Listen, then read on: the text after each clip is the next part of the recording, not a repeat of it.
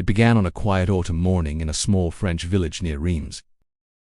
Under the collapsing roof of an old barn, half buried in hay and dust, rested a forgotten piece of automotive history, a 1950 Citroën 2CV. This wasn't just any old car. It was one of the earliest post-war models, a true survivor. Its once vibrant grey body had faded to a patchwork of rust and decay. The canvas roof sagged like wet paper, the headlights hung loosely, and its famously soft suspension had long since collapsed into the soft earth below. When the barn door creaked open, sunlight pierced the gloom, revealing decades of complete neglect. It was a vehicle frozen in time. The man who discovered it, an enthusiast named René, approached with a sense of reverence. The moment his hand touched the corroded fender, flakes of old paint drifted into the air like tiny ghosts of its past life. Despite the terrible condition, the chassis number confirmed its rarity, a genuine 1950 production, built in the early years when the 2CV was still evolving from wartime prototypes. René knew this car deserved more than just a quick repair. It demanded a full museum-quality restoration. The first challenge was moving it. The car was carefully winched onto a flatbed trailer, its wheels completely seized after decades of immobility. Upon arrival at Atelier du Tang, a specialized restoration workshop, the team gathered under the bright white lights. The mood was a mix of pure excitement and daunting reality. The initial inspection told a grim story. There was severe rust on the frame and floor panels. The tiny 375cc air-cooled flat-twin engine was seized solid. Suspension arms were broken, the electrical system was degraded beyond recognition, and the interior was completely destroyed by moisture. Key chrome elements and the grille were missing, and the canvas roof was torn to shreds. It was clear from the start this would be a ground-up, every last nut and bolt restoration. The team at Atelier du Tang drafted a meticulous plan, breathing life back into history. It was divided into three major phases. Phase 1 was the structural and mechanical revival. This meant complete disassembly, down to the last component. Every piece would be evaluated. The chassis needed to be sandblasted and treated for rust, and the original 375cc engine had to be rebuilt using only period-correct parts. The gearbox, clutch, suspension, and braking system would all be reconstructed to their original factory specifications. Phase 2 focused on the exterior. This was about reviving that iconic silhouette. Corroded body panels would be repaired or refabricated from scratch. The frame itself needed to be straightened and perfectly aligned. Then came the painstaking process of surface preparation, primer, filler, and hours of wet sanding leading up to the application of the original 1950 grease metallic paint. Chrome trims, bumpers, and window frames would be restored to a mirror shine, and a new hand-stitched canvas roof would be installed. Finally, Phase 3 was the interior restoration. The goal was to recreate the car's minimalist soul. The unique ribbed seats, with their simple steel frames, would be brought back to life. The original style rubber flooring, the simple dashboard with its single speedometer, and the cloth-wrapped wiring harness would all be reinstalled. As a final touch, a period-correct wicker basket, a popular accessory at the time, would be added. The target outcome for this entire project was nothing less than Concours d'Elegance standards, a result so accurate that even Citroën's own historians would give it their nod of approval. Work began with the car's beating heart. The tiny 375cc flat-twin engine was lifted from the chassis and mounted on a stand. Decades of dried oil had formed a hard, black crust over everything, and the internal parts were fused together by rust.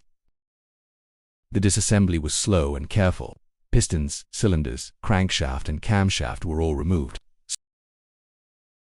Small components were sent for ultrasonic cleaning, while the aluminum housings were vapor blasted to look brand new. The cylinders were honed to a perfect finish, and new piston rings were installed. The crankshaft was rebalanced and every single bearing and seal was replaced. The carburetor was completely refurbished, its tiny jets cleaned out, and the oil pump was rebuilt. For the electrical system, the team restored the original 6-volt generator and fitted a new coil, spark plugs, and wiring. The moment of truth arrived. When the rebuilt engine finally fired for the very first time, a soft, rhythmic put-put filled the air. The entire workshop paused to listen. It was the sound of 1950, a heartbeat returned from the past. With the engine ready, attention turned to the 2CV's body, which was in truly rough shape. Rust had completely eaten through the floor panels and the lower sections of the doors. The team began the surgical process of cutting out the rusted sections and welding in fresh, new steel panels. The pillars and door hinges, critical for the car's structural integrity, were carefully repaired. The iconic curved fenders were reprofiled to match their correct original shape, and the hood was painstakingly realigned. Then came the paint. The car underwent a complete multi-stage paint cycle. First, an epoxy primer was applied to seal the metal and provide a bulletproof layer of rust protection. Next, a high-build primer was used to level the surface, creating a perfectly smooth canvas. This was followed by endless hours of wet sanding, starting with 800 grit paper and moving all the way up to 1200 grit for a glass-like finish. Finally, the color coat was applied, that beautiful, original Citroën gray, followed by a clear coat with a period-accurate satin sheen, not the high gloss of modern cars. The exterior details were just as important. The chrome bumpers were restored through a complex copper-nickel chrome plating process. New rubber seals were installed around every window and door. The canvas roof was replaced, using OEM-spec stitching patterns for total authenticity. Even the headlights were rewired and fitted with the correct yellow bulbs, as required by French law in that era. Under the workshop lights, the car looked like it had just rolled out of a 1950 press photograph.